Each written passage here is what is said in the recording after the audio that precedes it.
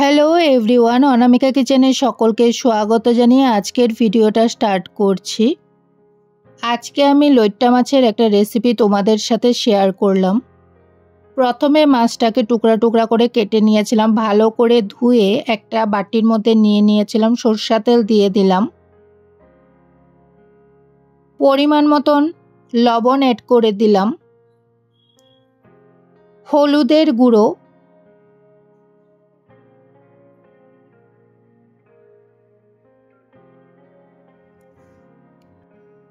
শুকনো লঙ্কার গুঁড়ো,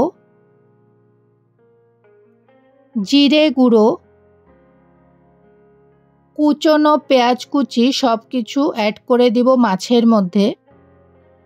এবার কড়াইয়ের মধ্যে আমি সরষা তেল গরম করে নিলাম, আবারও আমি কুচনো পেঁয়াজ অ্যাড করে দিব। এই রেসিপিটাতে আমি দুইবার পেঁয়াজ অ্যাড করে দিয়েছিলাম। চেরা কাঁচা লঙ্কা দিয়ে দিলাম, থেতো করে রাখা রসুনও অ্যাড করে দিব একসাথে। সব কিছু একসাথে ভেজে নিতে হবে, পেঁয়াজ, রসুন আর চেরা কাঁচা লঙ্কাটাকে।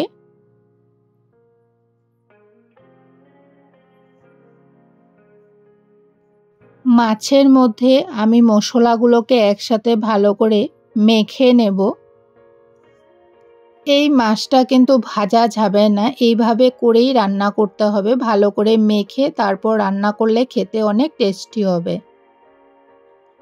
একবার এইভাবে করে রেসিপিটা ট্রাই করে দেখো, আশা করছি বন্ধুরা তোমাদের রেসিপিটা ভালো লাগবে। আমি মাছটা মেখে নিয়েছি, এবার পেঁয়াজ, রসুন, চেরা কাঁচা লঙ্কার মধ্যে আমি মাছটাও অ্যাড করে দিলাম। একটা গোটা টমেটোকে টুকরা টুকরা করে কেটে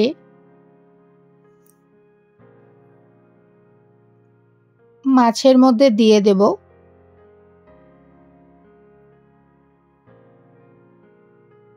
খুন্তির সাহায্যে আমি মাছটাকে অল্প নাড়িয়ে চাড়িয়ে নেব।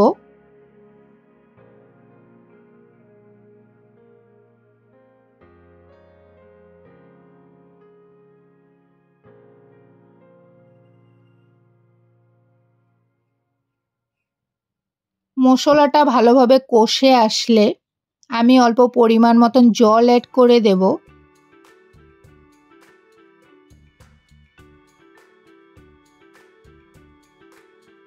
যেই বাটিটার মধ্যে মশলাটা মেখে নিয়েছিলাম ওই বাটিটাতে অল্প জল নিয়ে আমি জলটা দিয়ে দিলাম।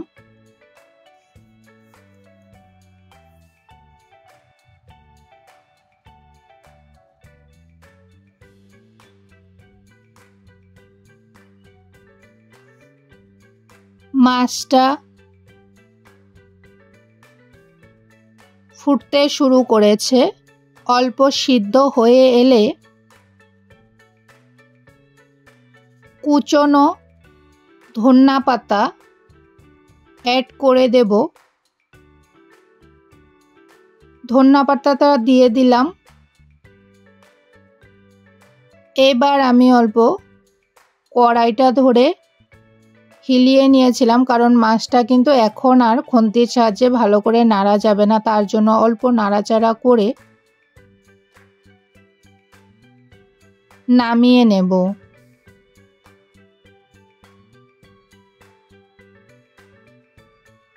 আমার মাছটা কমপ্লিট হয়ে গেছে, দেখো মাছটা আমি উঠিয়ে দেখালাম। আমি যেহেতু নাড়াচাড়া বেশি করিনি তার জন্য কিন্তু মাছটা গোটাই ছিল। তোমাদের যদি আমার মাছের রেসিপিটা ভালো লাগে অবশ্যই তোমরা লাইক, কমেন্ট, সাবস্ক্রাইব অ্যান্ড বেশি বেশি করে শেয়ার করে দিও। আমার চ্যানেলে আমি আরও নতুন নতুন রেসিপি তোমাদের জন্য নিয়ে আসার চেষ্টা করব। সবাই ভালো থেকো, সুস্থ থেকো। আজকের মতো এ পর্যন্তই। Bye bye friends.